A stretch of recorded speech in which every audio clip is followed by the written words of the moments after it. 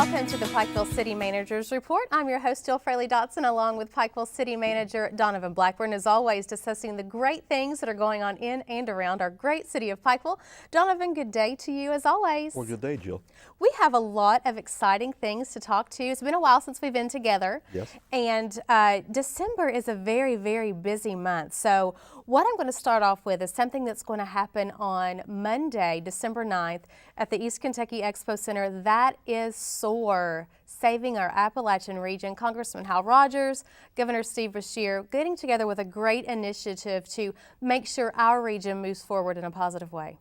Yeah, it is, and you know, Jill, there's a lot to talk about on this SOAR event because there's a lot of different thoughts and a lot of different things that are going on. But you know, first of all, we're honored by the fact that they brought the summit to the hills of the Appalachian region, and you know, the city is honored that the East Kentucky Expo Center is going to be utilized in such a fashion to look into the future of ways to create job growth and other initiatives that will benefit the community for years to come. And I've been blessed, I guess, is the way that I'll say it is, to be able to participate over the past several months with both the governor's office and the congressman's office in the planning part of this. Now, as you know, there was a committee selected that actually formed the agenda of different business leaders of all walks of life through Eastern Kentucky, and a lot of very important people that have a lot of great ideals. So I'm really excited to see the private sector come in, because that's where I came from. Is you know, before I took this position for many years, was in the private sector as a business leader. But to see them come in different facets and different walks of life to put a lot of these ideals on the table and create a lot of discussion is extremely important. So it's going to be an interesting summit. It is, and that's what they really want. I recently had the opportunity, as the same day you were there, to talk with the governor and Congressman Rogers about why this came about. And you know, Congressman Rogers certainly has a heart for Eastern Kentucky because he's from here and he understands. And they got together, and you know what he said is that we know that times are changing, and we have to pull ourselves up by the bootstraps, as we always have done, and find a way to prosper, even though things may not be the way that we want them to be. So right. Kudos to him. Governor Beshear called it an altar call. And I think that was a really great way to put it, is that he said, you know, this is an altar call for our people. We want to know what you think and how we can best move our region forward. And I just think opening it up to everybody, anybody and everybody can come to the summit. Yeah, it is. And so, you know, currently, we were talking off the show, you know, when I first went to one of the first planning meetings a couple of months ago, you know, they were estimating between 300 to 500 people. Now the crowd is going to be closer to 2,000 people. So there's going to be a lot of people, because this is something a lot of people are very passionate about. Obviously, you know, Eastern Kentucky is hurting right now because of over the 6,000 coal job losses that we've had. And when you look at the projections of how many more jobs has the possibility of going away, it's alarming. And you know, it's a great way to put it, both the congressman and the governor. And you know, I certainly, regardless, and you know, as you read the threads online and you listen on the street about different people talking about it, and there's some skepticism out there, and that's certainly understandable during this time. And of course, what I'm here to say, as we talk, I want this very clearly stated, that these are my views only. These are not views of neither the congressman or the governor, though that I understand part of what their intent is. So when you look into the future, and that's been our concern from the city's perspective for the last 10 years. Now, I've been with the city almost 10 years now, Jill. And in 2005, we created our first comprehensive plan. A lot of what's in the comprehensive plan was to try to get us to diversify, to look outside of just the coal industry, understanding that the coal industry was our bread and butter and that we support it greatly. As you know, when the war on coal started a couple of years ago, the city filed a suit against the EPA. The mayor, and we won that suit, but unfortunately, because of the EPA as a federal government, the argument of jurisdiction as of what courts have jurisdiction over a federal policymakers, way that we'll put it, is still in question. So, you know, when you look at this from a reality, get a reality check, is that the current administration in Washington is going to be there for the next few years. We're going to be strapped with these mandates for the next few years. the industry is probably going to continue to suffer, regardless of how many lawsuits that we file, regardless of how many times that our local officials and our local federal officials scream and holler. It's still going to be what it is. Not saying that can't change and some things can shift. They can, and we'll continue to support the coal initiative because it's how we were brought up. The mayor is a coal operator. We've got Barry Cheney, who works for the railroad and has moved coal for many years. So we're entrenched in the energy industry and what coal means to the market. But what we also have to realize is that what we're facing, and we can stand back and continue to debate the coal issue, or we can do both. We can still debate the coal issue, but in the same sense, we can look at ways to try to diversify our economy. That's what the city has been working on for the last 10 years that I've been here, and I think the commission has done an excellent job at that. There's been great business leaders in the community too, Jill, that have moved certain industries forward, such as the medical profession. I would hate to think of where our community would be without a couple of different agencies, and I can name multiple, but I'm just talking about a few of the giants, and that's the Pikeville Medical Center and the University of Pikeville. The couple of sectors, when you look at the SOAR conference, the couple of sectors that continue to rise to the front is job creation, medical, and education.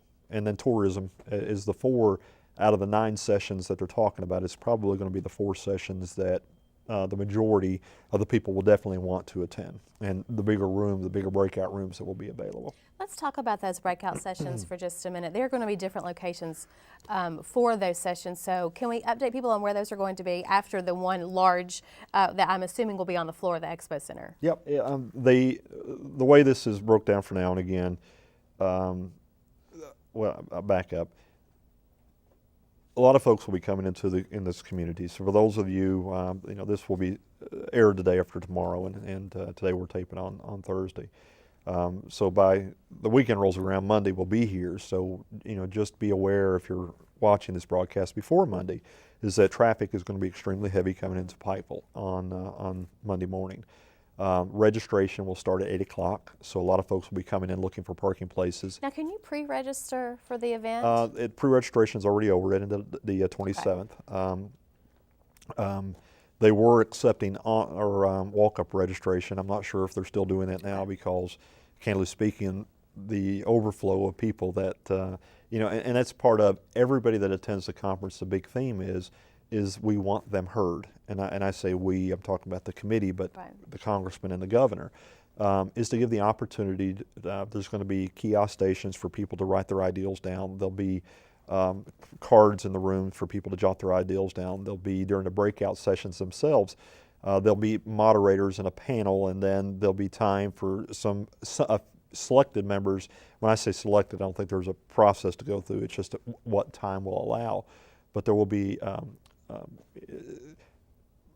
time frames given to people to speak. So, you may be somebody that, if you're in the job creation breakout session and you're selected to raise your hand and speak, then they'll probably give you 5 minutes, 3 to 5 minutes to stand up and give your viewpoint, and then being aware that there's other people that wants to speak and that the session is only 1 hour.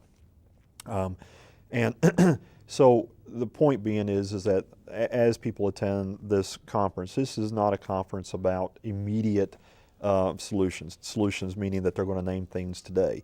This is about bringing in different sectors all across Eastern Kentucky, from a national level to a state level to a local level, and bringing in people to talk about, to open up discussions about different ideals and where Eastern Kentucky needs to go. So each and I know we got it straight, and I'm really excited about this. And we were talking. I apologize. Seemed a little bit drowsy today, or down, but we both have been a little bit under the weather. Under the weather a little bit. And I'm battling a little bit of a headache. I will say this. You mentioned that in the different breakout sessions, there are going to be times for people to speak, but of course those sessions are only an hour long, so it will be difficult to get everybody to be able to speak. But I will tell you this, though, the cards that you get to write your ideas on, those are going to be read. They're going to be, looked at. It's not something that you're going to waste your time, because that's the whole point of this. The whole point is to come together to see how our people want to move forward.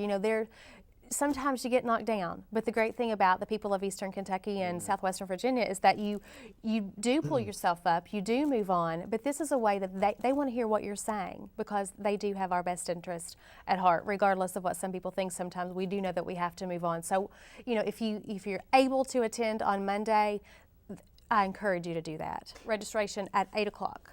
Well, registration's at 8, and to your point, Jill, you got 2,000 people coming, and hopefully there's 2,000 ideals. But understand, some ideals will have more merit than others, and there'll be committees formed after the event to put some of these things in a priority level, and to look at different agencies, the way that these things can come about. The unique thing about the conference is that it's already stirred a lot of thought, but it's also stirred a lot of debate and meetings that have taken place over the past several months. So, there's some meetings actually that's already scheduled after the event to talk about some of these initiatives. What I'm hearing and what I'm seeing out of the different groups that are coming together, I'm already seeing some movement to look at ways to diversify our economy. And one of the projects we'll talk about here in a moment is in Marion's branch. And that's part of where the thought process of what needs to happen in order to try to diversify. But back to your question now. Registration will start, again, people will start coming into town at 7. Registration will start at 8 o'clock. The general session will start at 9 o'clock. So from 9, I think, until 11:30, something around through there, is the grand session. So there's actually a couple different things that they're doing during that grand session. Our very own Cindy Mae Johnson is moderating one of those. And then after lunch, and we move into lunch, there'll be a free box lunch for everybody attending. They'll be served out in the concourse, and then after lunch, the breakout sessions will kick off. The breakout sessions will be in different areas in and outside of the Expo Center. You've got the ballroom upstairs that you'll have one of the breakouts in. There's a total of 9 breakout sessions. Each breakout session will be held twice for a period of 1 hour. So if you, out of the 9 different sessions that will be available to you, you'll be able to look and look at the thing that either A, that you have an interest in, or B, that you have a voice in, something that you may want to get the message out. So you'll choose 2 breakout sessions. They'll be repeated twice, so you'll be able to attend both of them. And then after the breakout sessions, everybody will come back to the Expo Center for a wrap-up session at the end. The breakout sessions themselves will be held in the Expo Center. There'll be a couple in the Expo Center. The Old Methodist Church across the street, we're very appreciative for the church and their board or committee that allowed both the church and the old AEP building to be utilized, because there'll be a breakout session. Both great venues. Great venues, and they're already wired and all the things that was needed. Yeah. So these are great venues, and directly across the street, the Pike County Fiscal Court room, meeting room, will be utilized in the Fiscal Court building, and then the training room at the fire station will also be utilized. Obviously, the one that will be a little difficult to get to will be the training station, but I want to thank UMG and the Transportation Cabinet. We were able to start the day before, today is Thursday. On Tuesday, looking at how people were going to walk across to get to the training center, determined it a little bit too dangerous to come to the Cloy intersection, but there is a crosswalk at where you're going up Summit Hill. So as you're coming off of Huffman. There is. So what you're able to do is come across, and there is a new sidewalk that was put down. Well, I saw on our sheet here that we were going to talk about a new sidewalk, Yep. and I thought, how does that go with that? But now I was Makes driving sense. past there yesterday, and I saw them out there working diligently, getting Yep. ready to pour the concrete and everything, had the forums up. So, and that's going to be able to be utilized for a lot of other things besides just this. Well, and that was the thought process. We called the Transportation Cabinet on Monday, and because the guardrail was in the way, and they needed to come down and get the guardrail removed. They did that basically at a moment's notice. I appreciate Gene Lane. He's always very easy to work with, and Mary Holbrook's office with the District 12 office. We appreciate it. But UMG came in and worked feverishly over the last 2 days and has gotten the sidewalk prepared and ready to go. But to your point, is not only for the safety issue of having a light to cross with, which was a concern with the SOAR, but also people visiting the fire station and or the walking tours part of the Hatfield-McCoy trail to be able to get from point 8 from downtown across so safely will make it a little bit easier for us. So it will serve some purpose, some additional Certainly purposes. so. Several meetings and a lot of different things have been going on. As you've mentioned, planning, extensive planning has gone into this. A lot of people involved and a lot of people want to see it do well. So I look forward to Monday to see all those great faces and different ideas that people have. Well, it's amazing to me, not to continue to dwell on it, because it is so important to the region, Jill, that A, that people show up, B, that they're heard, C, that and the way that it was put to me in the very beginning 2 months ago when I attended the first meeting in Lexington was this is a movement. This isn't about coming to a conference and saying, okay, this is what we're going to do. This is about coming to a summit and everybody sharing ideals and then trying to create strategies and plannings to move Eastern Kentucky forward to try to diversify in the different fields. So it's a movement to bring ideals to move us forward. Now with that movement has already created a lot of debate, a lot of discussion, and has created a lot of new ideals and a lot of initiatives of things that's already starting to move forward. So I'm extremely excited about the momentum of where we're heading. There's a couple of meetings, for example, that I mentioned as soon as the conference is over. There is, I'm trying to look at my sheet, also the day after, on December the 10th, is Kentucky Arts Council is putting on a conference or a summit also. So what this is about is how that Kentucky arts can put arts and cultural into different communities, such as Pikeville has done. When you look downtown, you see the theater and you see all the Main Street Live and all the different things that we're doing, and bringing the bears and with all this. That's part of what they do, but they're a conference that will take place after the conference, already an initiative in creating ideas what can happen with the Arts and Cultural District. And then there's already 2 meetings that is scheduled with some federal folks that I'm participating in on Tuesday as well. So talking about different plans and different projects that we have that we're looking at. So I'm extremely excited about not only the conference, but also about the relationships that have been built, about the spotlight, and like it, love it, or hate it. In this time, one of the things that I've heard Governor Patton, I've been in several meetings with him, and Congressman Rogers and Governor Beshear also. What I've heard them say is that the federal government, and I restate that, the federal administration needs to listen to us to understand what they have created. And if this is an opportunity for us to get whatever it is, which could be a step up or a foot up to try to help us, then the Eastern Kentucky people, to your point, will grab a hold of that and make it work. We just need people to listen to us, ways to create new initiatives, and the support to do so. This is one of those things to where, like it, love it, or hate it, the spotlight is on us because of the loss of these coal jobs and the obvious position that the local federal administration has taken that they're not going to change. Let's take advantage of that, look at that from a positive aspect, with still keeping in mind the most important thing that I don't want to lose focus of, and that is currently there's 6,000 families out there in Eastern Kentucky that has been hurt by what's been going on with the current laws and policy changes that's been ministered by the EPA on these coal jobs, and those are the people that we need to keep in our prayers and our thoughts.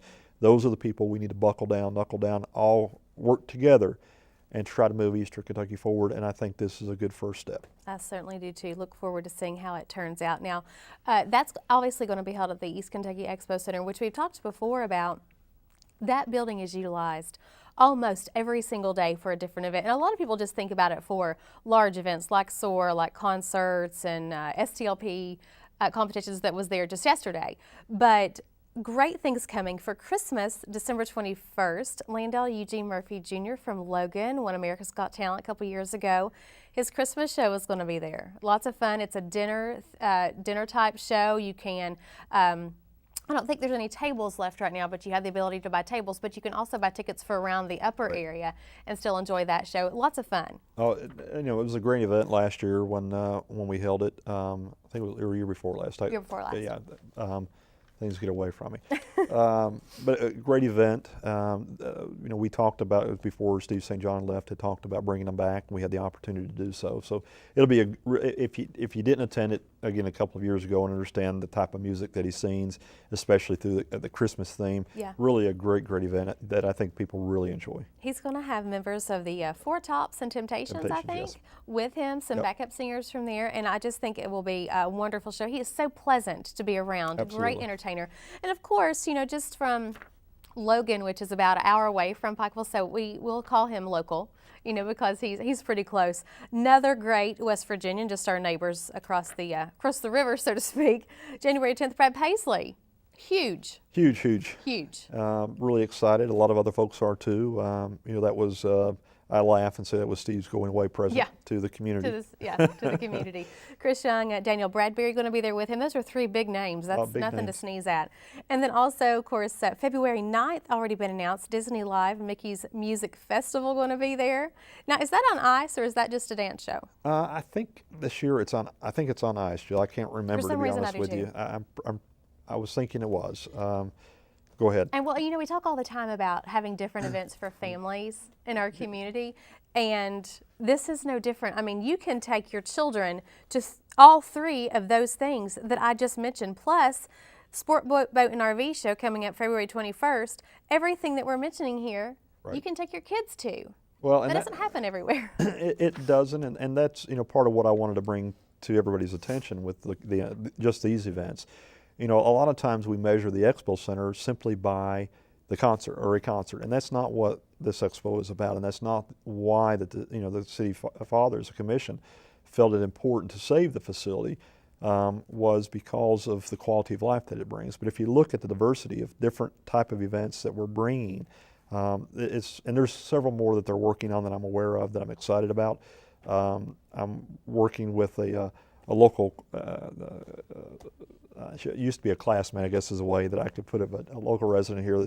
She's working, Kim May Downey is working on a 3-on-3 tournament, a basketball tournament as well that we're hoping to be able to pull off sometime in February. So when you look at, again, all these different events, and on top of that, now with the new Hilton Garden opening, giving us 250 rooms of attracting small summits and conferences and things. We've already got, I think it was last month, they signed a conference that will be held here once a year. We weren't able to do that before the second hotel came into play, which, by the way, is open. I give them props. Had the opportunity a couple of weeks ago for the opening night. I was one of their guinea pigs for them to try their new food on. So you got a great tour of the facility. I've heard it's very nice. Unbelievable, and when you reflect back and for the last 10 years, not only talk about all the things in my time, just the 10 years that I've been in this position, I've seen transpire downtown. The expo, just think, the parking garage hadn't opened, the expo center hadn't opened, the Cole building, the new judicial center, the 2 new hotels, and I could go on and on. But to think of how our landscape has changed, and if you would have told me 10, 15 years ago we would have a Hilton Gardens and a Hampton Inn downtown, a lot of people would have scoffed and laughed. But if you look at the quality of what the Hampton brought, and I don't want to say it puts it to shame because the Hampton is a beautiful hotel and it's got a lot of great amenities.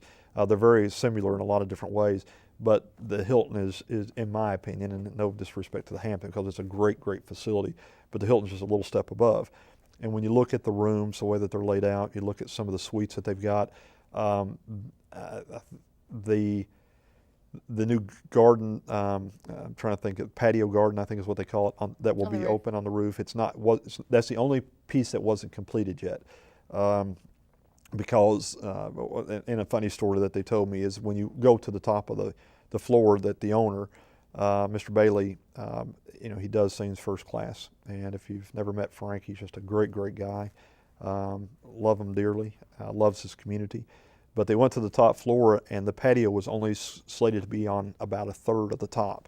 But when they opened it up and there was the roof area, he came back and said, no, I was told it was going to be the hope. And they said, well, that would cost us to come back in and have to put new steel in and reinforce. That's part of why that the hotel was behind schedule, is because they came back in and reinforced everything to make it a full patio on top. So The view is breathtaking. It was a different perspective of the city that I've never seen before. But the rooms, the facility, I mean, just absolutely gorgeous. The food was wonderful. The staff is Are they outstanding. open for breakfast and dinner? Yes. Yeah, they've got a each day? full. Yeah, got a full. Matter of fact, I just seen the menu last week. We've got, other than the night that I had dinner there, but we've got, after the conference the following day, I've got an event over there, a meeting place that they. One of the things I was really surprised with, because I thought I knew most everything about the hotel, because I've been in meetings from day one, but is the amount of room space or meeting space that they have. On the second floor, there is, I think, 4 breakout rooms that are about equivalent to the size of what you see in the ballroom at the Expo Center. Each room can be set up a different way. On the top floor, the F.A. Bailey room is absolutely remarkable. It'll hold, I think, about 200 people. And then again, you have a off door that goes out onto the patio as well. So this is a different twist, both of what the Landmark has, what the Hampton has, and now what this facility has is just absolutely breathtaking. It's, again, great amenities added to our community that we'll be able to bring in small conferences and other events that we have not been able to do before, which will help our It just economy. looks beautiful. And trust me, when you walk in, you'll see what I'm saying. It's an absolutely gorgeous facility, first Sure it class. is. We mentioned the Expo Center. We've mentioned Steve St. John a couple of times. Of course, he's gone. And right now we have an interim manager, Les Crooks, that is filling in the space. But we're still looking for the manager. We are. Les was actually here several years ago. It was before the city took over. I remember him vaguely. He worked with the interim right before Steve St. John came on board. But Les is back in the chair right now. As a matter of fact, I'm meeting with him tomorrow for a little while. But the search for the general manager is still on. We've gone through one rounds, and I say we, part of, and again, just to educate the public, the general manager does not work for the city of Pikeville. They work for SMG, which is the company that operates the facility. However, under the terms of our contract, the city commission has to sign off on who the general manager will be. So we're part of the job search because the commission has to give the blessing. And it was important for the commission when we negotiated the contract to make sure that the right person was in that position. We wanted somebody to make sure that they would represent our community well, understood the facility, understood the people, et cetera, et cetera. So this is what's made this job search so difficult, is that SMG has put out a nationwide job search. They have have posted internally. They've gone to everywhere from monster.com to national publications. They've received numerous applications, but again, trying to find somebody that when I sat down with the regional vice president, Greg Olson, and I explained to Greg that it's not just about finding somebody that would be a good fit for SMG. It's about finding somebody that would be a great fit for Pike County and Eastern Kentucky. We want somebody that understands, that knows how to book, understands the food business, because, Jill, I'm telling you, this is a very, very difficult business, especially with the obstacles that our geographic location has. But with the kickoff of commercial air service next year, that will enhance our opportunities. And also having somebody that understands that business, because a big part of this business of booking is having a relationship. It's knowing all the promoters, because understand that you don't call up, if you want Brad Paisley to come in, you're not calling Brad Paisley. You're not calling his agent.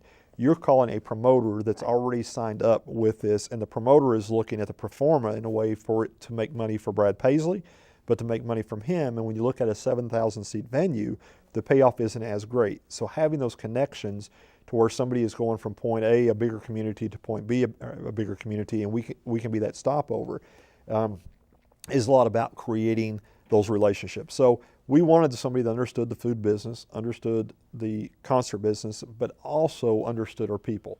And I won't say is one of us, and I hate to say somebody that's just from the South, but somebody that understands that we're I won't say we're laid back. We've got a different type of personality. Steve was, and I would say it with him sitting with here, as I told Greg, Steve did a lot of good things for the Expo Center. But one of the things at times that Steve was held against Steve is that, being from the north and having a different tone in his voice, a lot of times he doesn't know how to take us, we didn't know how to take him. And it's not that we would pass over an opportunity if we got the right person, regardless of where they were from, not to discriminate in any way. But if we could layer in all those different components and be able to create the ultimate person, then that's what we want to do. And we don't want to rush this process either. We want to make sure we get the right person, because this is a very important piece of the puzzle for our community as we move forward. And when you talk about, again, those 4 key core groups that I was talking about, SOAR, tourism is a major piece of that. So we've gone through one round of interviews, and that didn't pan out. So we're now going through a second round of applicants and interviews. So our goal was to hopefully now, by the first of the year, to hopefully have a candidate selected. But we'll see how it pans out. If it's not, then we'll push it back. We'll push it back. Until that time, we've got Les here, and he'll do a great job. We mentioned SOAR earlier, with job creation obviously being the key component of that summit, education and tourism. I do want to mention, because we've covered that pretty extensively, when you come downtown, you see right adjacent to where we are, the Jenny Wiley Theater is continuing to take shape. You can actually kind of see the bones come together. Where do we stand right now on that project? Well, it's moving forward, and to your point, when you talk about SOARs, and I won't hash anything through there, but one of the major initiatives that every study, Jill, when you look at almost every comprehensive plan, I thought it funny because in preparation for SOAR, I went back and read a lot of our studies and our comprehensive plans, and actually one of the things that drew my attention to was a study that actually, when Paul Patton was governor in 2003, the Cabinet for Economic Development came in and did a economic feasibility type study for Pike County, and listed some of the things that could go wrong if we didn't diversify. And some of those things that they told us 10 years ago would happen is now happening. But they also, the funny thing is, when you look at that study in 03 and you look at the city's plan in 05, you look at there's been the ARC put out a study, I can't remember, I think it was 07. Different sectors always rise to the top. And again, it's those ones that we just mentioned: job creation, education, tourism, and healthcare. So when you look at tourism, we realize it's a major component. When you look at the river trails and the riding tours and the new horse trail and the RV park and the 2 new hotels and the restaurants and the Expo Center, and then creating a true destination downtown as an arts and cultural district, a natural progression was to utilize an asset that was before us for many years, for 50 years, which was the Jenny Wiley Drama Association, and not pulling them out of Jenny Wiley. Their amphitheater still being present, but creating an indoor theater on top of that. So, and then we got another thing we'll talk about here in a moment that I'm really excited about. But the Jenny Wiley Theater prospect or project is something that adds arts and culture to the community, but also creates a destination point for the 250 people that will be staying in Pikeville Monday through Friday. Something for them to do, to be able to leave, candidly speaking, their money here. Because we want them eating. We don't want them just coming for business. We want them after, taking the whole experience. That's right. We want that business account to be spent in Pikeville. So Absolutely. Theater project is moving forward. If you've been by it, one of the major, I won't say holdups, we're still on target, but the reason you haven't seen it moving as quick, if you've next door to us, if you heard the beating and banging a few months ago when we were recording, a lot of the old the old Dollhairs building has been retrofitted. New sheetrock, new walls, new bathrooms, all that work you haven't seen because it's not been outside, but it's been going on, and it's really far advanced. Mm-hmm. But the shell itself for the actual indoor theater, A, trying to save the project money, B, trying to get the foundation correct, and then having to design the steel, and then you have to produce the steel, and then you go in through with the decking. We were waiting on the decking a couple weeks ago. It's finally in. So what you're going to see over the next month is you're going to see a lot of progress happening really quick. The intent, again, is to have this thing completed by the middle to the end of March, with the turnover date hopefully by the 1st of April, for Jenny Wiley to actually start their first productions by the mid to the end of April.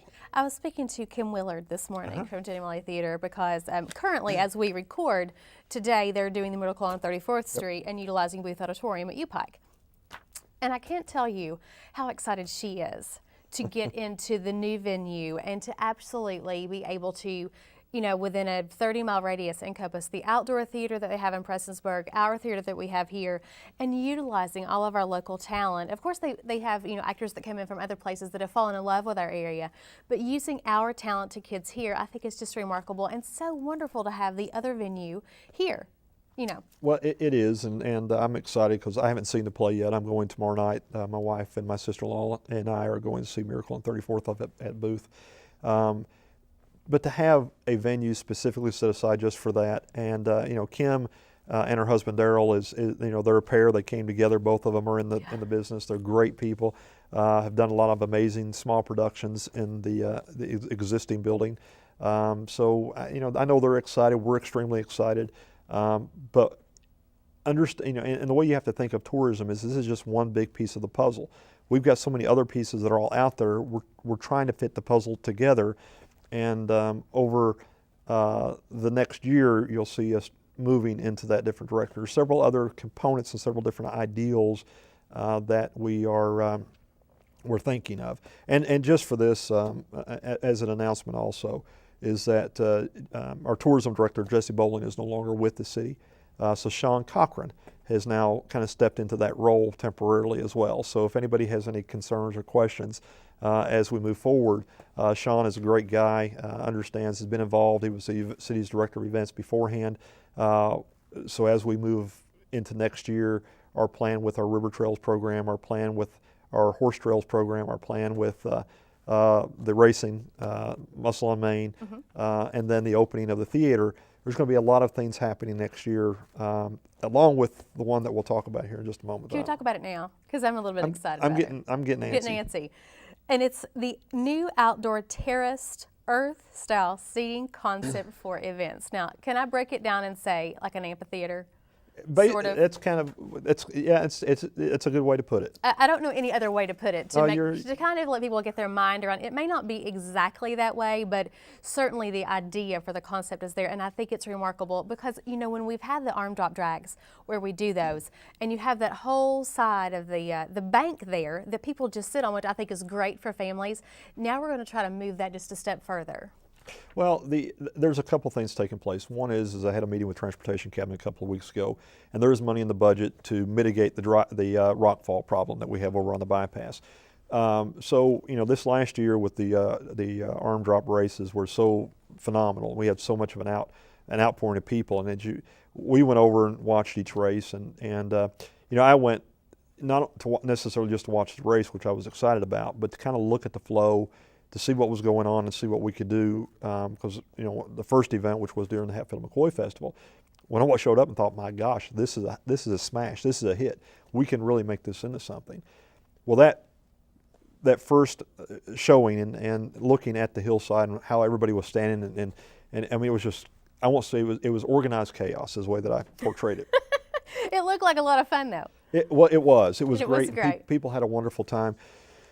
So there's been some other projects that the commission has kind of strapped me with and said, we like to do this, we like to do that. So we kind of stepped back and had some thoughts, and I presented it to the commission, and they kept feeding me with more information. So this is what this has turned into, is using, instead of going out and building another multi-million-dollar facility, is using what resources we already have. So if you've noticed, if you looked on the river field, the tree basins that we had on the river field, those are all gone now to open up a nice flat level area. We're looking at resurfacing, going and putting new blacktop down to get rid of some of the creeks and crevices that are there. Probably look at doing it sometime next year. But then if you look at the hillside, people are already sitting, they were hanging off, by their fingertips on some places, trying to get a better seat to watch. So the first initial intent was to actually put a bleacher system in like you see at Hamley Athletic Complex. The cost of that is considerable. It's about twice, almost 3 times as much as doing what we're talking about doing. And it would not look nearly as aesthetically pleasing. Right. If you have looked at the terrace style seating, and there's a lot of examples online of different communities that have done this. I didn't realize this existed. But basically, you can take the contour of the property. So if it goes in and out and it waves, you can actually design it in and around to make it very aesthetically pleasing. but also a green initiative, because what you're actually doing is building a retaining wall with block for you to sit on. And then from the next level is actually grass. So you can still keep it green and cut. Now, the question is, why would you leave it grass? Is because there's some events that you can come up and instead of sitting on the concrete, you can bring a lawn chair and sit or a blanket and sit out and have a nice picnic type event. So, and plus it's just that greenery with the earth tones really gives it a better look. So now what you've got is you've got a gigantic area at the bottom that's already in a fishbowl type theater setting. That we can go in and for a, and I won't say it's cheap, but it's not costly either. Bleacher system, you're talking about $1 million versus this type of system, you're talking about $350,000 to $400,000. Because you're already using what's there, really. That's the whole point, is you're not having to rebuild the system, you're putting what's there. It'll be nice, and then you've already got the venue below you. So the thought is that if we're doing racing, and I'll, just to be candid, our position is there's other communities around that have done this racing, and they're charging for their events, and our intent was to charge this event, but candidly speaking, we said, well, let's the first year see how successful it will be, and we won't charge anybody. And if it's successful, because it cost us, every event that we had cost us money for several reasons. So going into the next round, the intent would be is to create a seated area to where you could charge a nominal $2 or $3. We don't very nominal fee, basically to pay for the system, to have food venues and different components into this as well.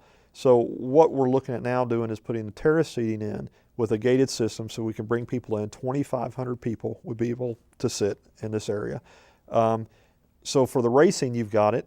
And then for other events, which is what I'm thinking about all these different things that we could use. If you just see my wheels turning. Well, concerts, plays.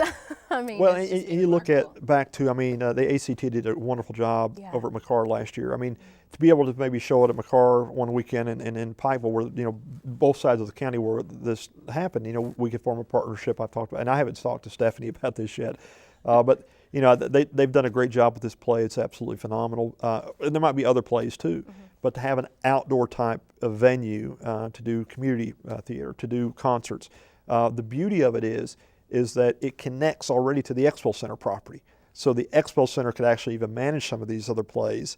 And for beverage and food purposes, it's already tied in together. Yeah. Well, I think about a lot of concerts now are having pre-show events where they do acoustic sessions outdoors.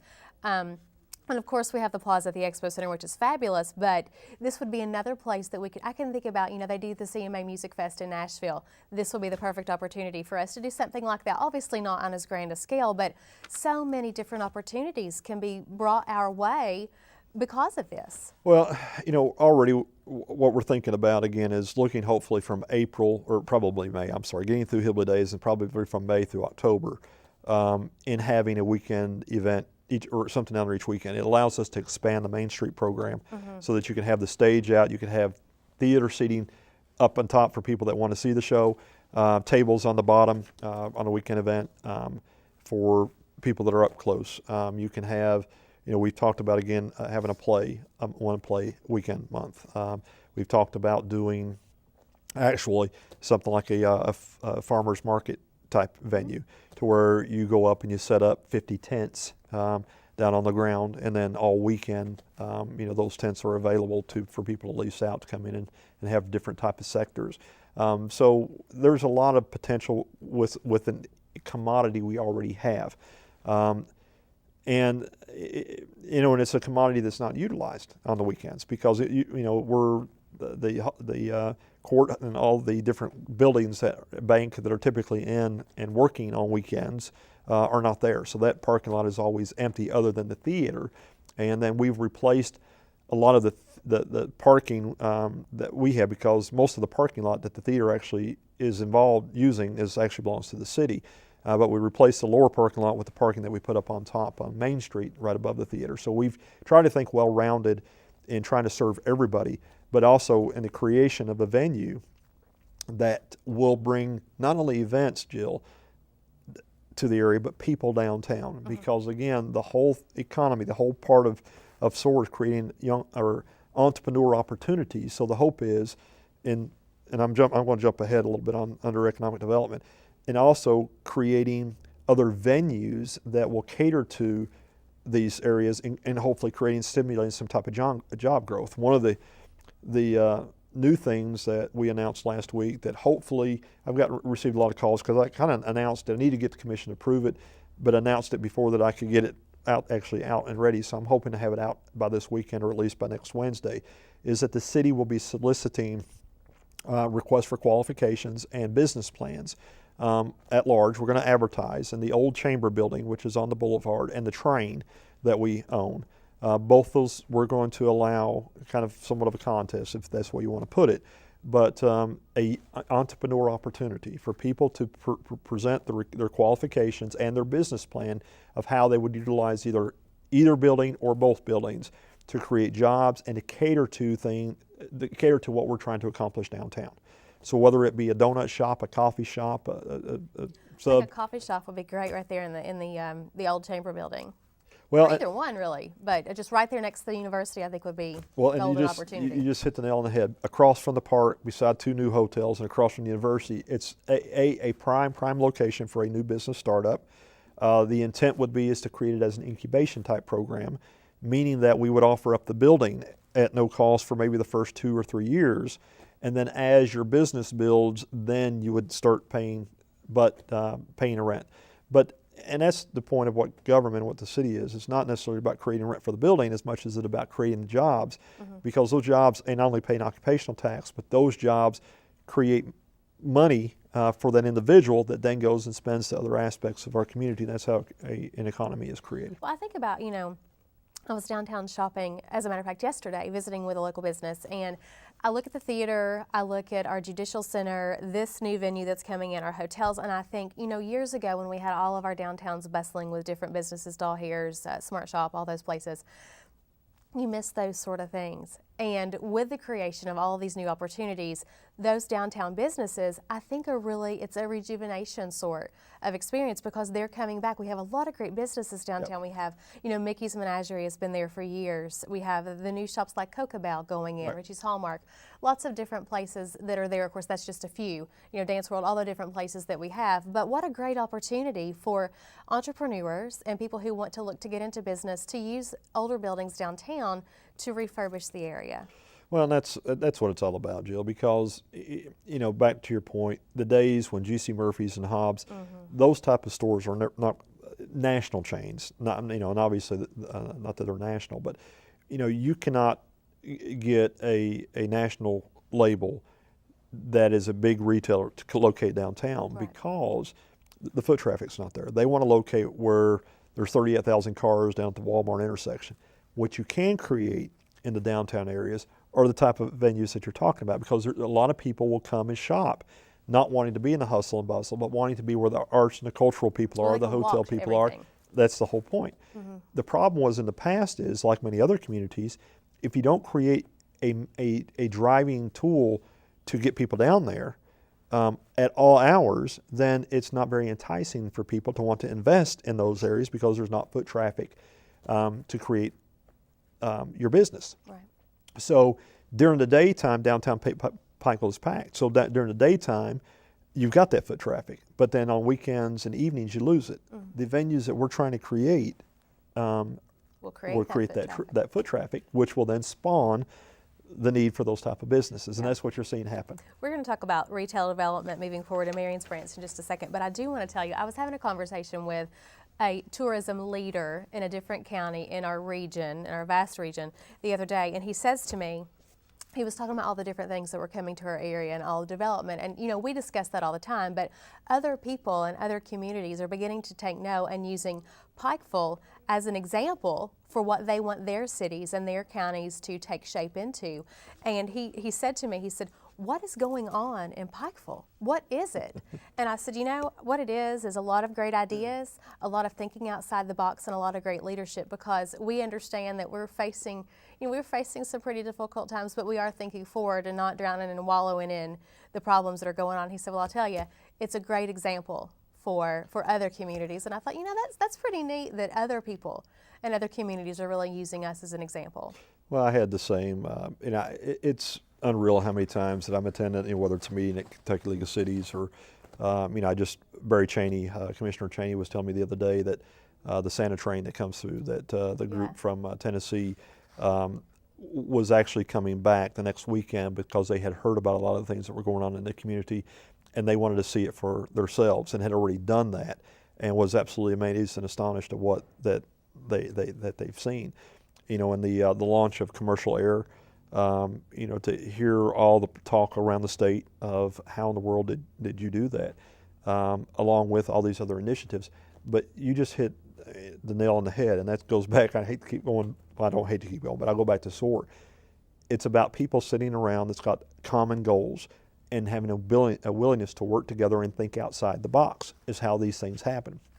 I cannot say enough of how blessed we are, because I get the opportunity of dealing, on the executive board with KLC, of dealing with 390 cities across the state of Kentucky.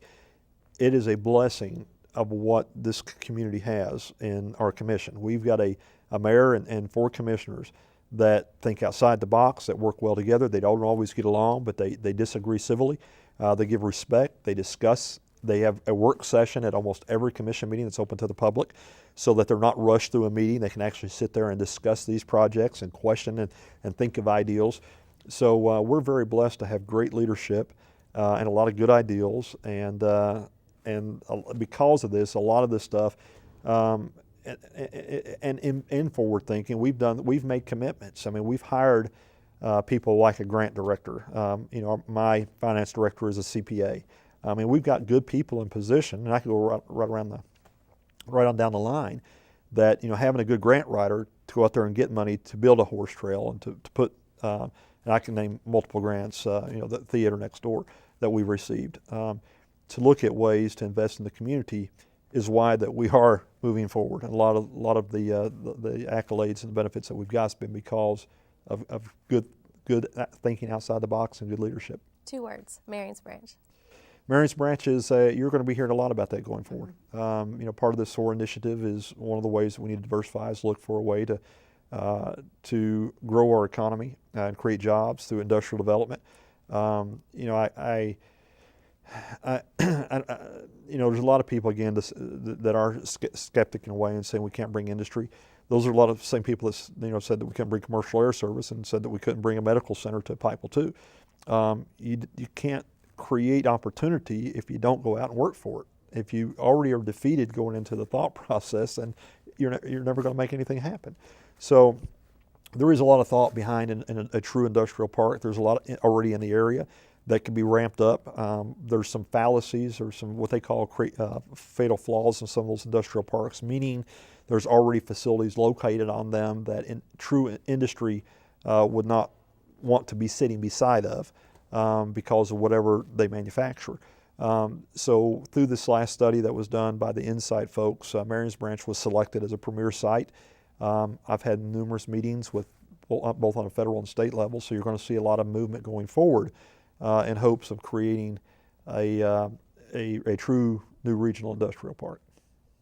With things moving forward, we're going to talk about the retail development area very shortly. If you are over by Walmart or traveling on US 23 north or south either way, and you look over beside Texas Roadhouse, there's a lot of things happening over there. A lot of people are very excited about that, to actually see Earth moving. So it's moving forward. It is moving forward. I haven't spoken to Neil Wilson in probably a month.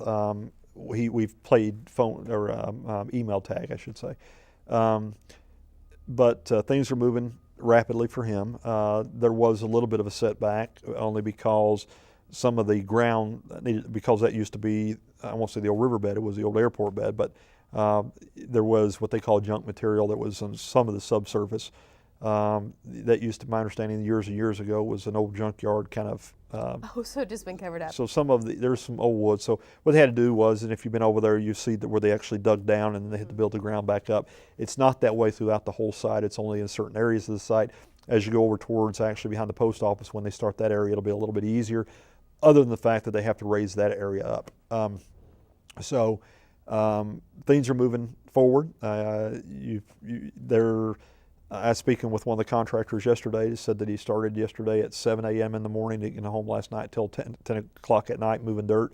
plans on doing the same thing again today. So they're working hard. Got to use those pretty days. And that's absolutely. So it'll be out of the ground before you know it, and again, our little community will be forever changed. So let's say this time next year, that whole area is going to look totally different. It's totally different. Completely different. And a lot of different opportunities that our folks would have had to drove quite a way to Lots have. of jobs coming in. Thankful for that. Sewer plant, quickly update. We're moving forward on the sewer plant. You're going to be, it's again, I know we don't love, look, see how much time we had left. Not limit you on this. It's not one of those things that's fun to talk about, Jill. I know even you and I joke about it, but it is a very important part of our community. When you talk about an industrial site, when you talk about the new hotel, when you talk about all this tourism initiatives, all this stuff, the one thing you have to have is sewer capacity. And currently we're at maximum capacity or close to it. So it's a major investment for the community. As a matter of fact, I'm meeting next week again. We're getting ready to send out the RFQ for RFP for the membrane system. This component is in the process of getting close to the completion of its design phase. We have met with numerous funding agencies, both in Washington and in Frankfurt. So we've got a great funding package that we've put together. A lot of commitments with our funding package, which I'm very, very happy about. And as a matter of fact, I got another meeting next week with a couple of those agencies as well. So you're going to be hearing a lot about it. Unfortunately, and a lot of people want to talk about sewer, but if as a member of the community, as a business of the community, when you're looking at a $20 million investment for your community, you need to be informed. So we're going to take care of business, so to speak. That's good fine. way to put it, huh? That's Hook on jump card. Well, I do want to tell you this. We have covered just about everything. The one thing I do want to touch quickly on is the Trail Town and new trail partnership with UPike and other people, because that's going to be a lot of fun. It really is. We appreciate our partnership with UPike. We went up and created several miles of new trail up at the Bob Amos Overlook. We've got a lot more planning, a lot of things planned for that Bob Amos Park. Hopefully, once this terrace thing isn't the only idea we've got 2 or 3 more things that I'm hoping that we can we'll get to the point of being able to announce in a few months. But our relationship with UPike, and we've been working on becoming a trail town for several months. With the river trail system, that's our interconnectivity point of being able to connect multiple counties, along with our horse trail, our walking trail, our historical tour trail, our riding trail. But there's a lot of work that has to go into this. We're thrilled that Elkhorn City is also doing this. I can see a lot of partnerships in the future. Let's just say, for those that don't like the water, so to speak, you're going to be able to hit the mountains too. Yeah, we're going to let you either do it by foot, horseback, water, you name it. Whichever you want to do it. We'll give you somewhere to walk. Whatever you like. City Hall, we do want to say, with the holidays coming up and the Christmas season, things are really busy. City Hall's going to be closed Christmas Eve and Christmas Day. Yes. And then again on New Year's Eve and New Year's Day for obviously the holidays, and the City Commission meeting for December 23rd has been canceled because it was scheduled for Christmas week. It is. This is a time of year that we've got some great employees that puts in obviously a lot of this growth that you see. Just I'd love to sit here and be able to take credit for it. So with the commission, but we've got a lot of people out there that really work hard, both at City Hall and on the streets. And it's the one time a year that we close the doors to give them time to spend time with their family. I would say though is to keep in mind those unseen heroes sometimes we don't think about, which is our firefighters and our first responders, our fire and our police officers. These guys work every holiday. They work nights to make sure that they protect us. Our fire department, they work a 24-hour shift. They sleep at the firehouse, leave their families. So though they don't get off, they get a holiday that they get to use there for after, because we've still got to have those brave men and women out there taking care of business, and we appreciate them more than folks. Certainly so. Our pretty town, certainly a lot to be thankful for this Thanksgiving and Christmas season, and we look forward to many more exciting things in the future. Donovan, our time's up. Well, we'll have more to talk about soon. We sure will. This has been the Pikeville City Manager's Report. We hope you will join us next time.